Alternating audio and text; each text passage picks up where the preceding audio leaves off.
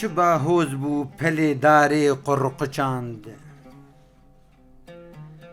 Çi bahoz bû pelêdarê qurquçand, ji vê kokê gelek şaxan dar livand. Ne payîz bû zivistanê erd kewand, buhar hat û reha jînê xwîn rijand. Buhar hat û reha xwînê xwîn rijand. Çibakî sar, çibakî sar şevektarî û dirêj. Çibakî sar şevektarî û dirêj, hezar çîrok li ser cengan xweş dibêj. Girî û kîn li ser çanda wan ji mêj, mejî û hiş çiqa zingar û qirêj.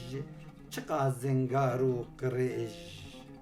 Belê çi agir bû li ezmanê berbijor.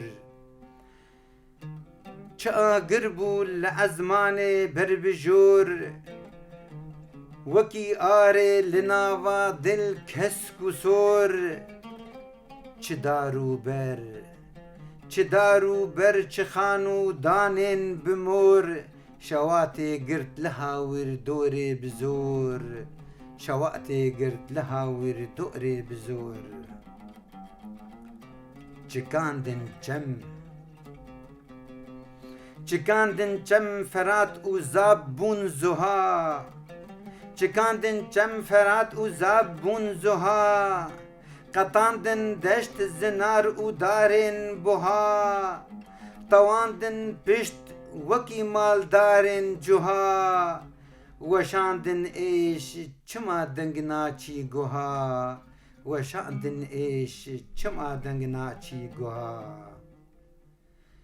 Gelê Kurdî, gelê Kurdî bi dilsozin bê çivin.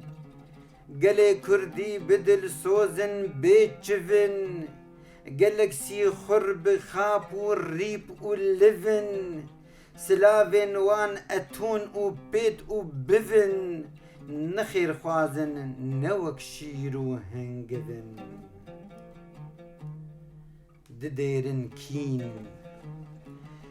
didêrin kîn şer û pevçûn berberî.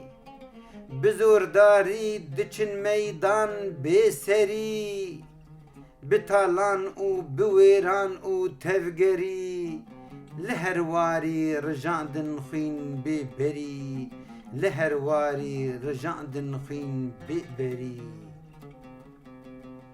Bila ava zelal û hemreng buhar, bila ava zelal û hemreng buhar. Bibî derman wekî zemzem xweş diyar, gulên rengîn bibin nîşana beyar. Zemîn geş bî çiya hemlat û zinar. Belê, belê warê, belê warê me Kurdan deşt û çiya.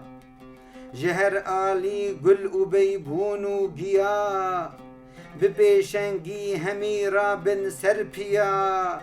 Bikin seyran li ser av û kaniya.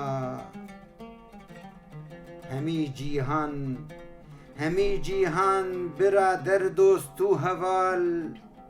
Hemî cîhan birader dost û heval, ne wek Kurdan timî bê nîşan û al. Lewra bin dest bi hesret ma, lewra bin dest bi hesret bê pişt û pal. Şiyar bin tev, şiyar bin tev bi hişmendî wek şepal. Şiyar bin tev bi hişmendî wek şepal.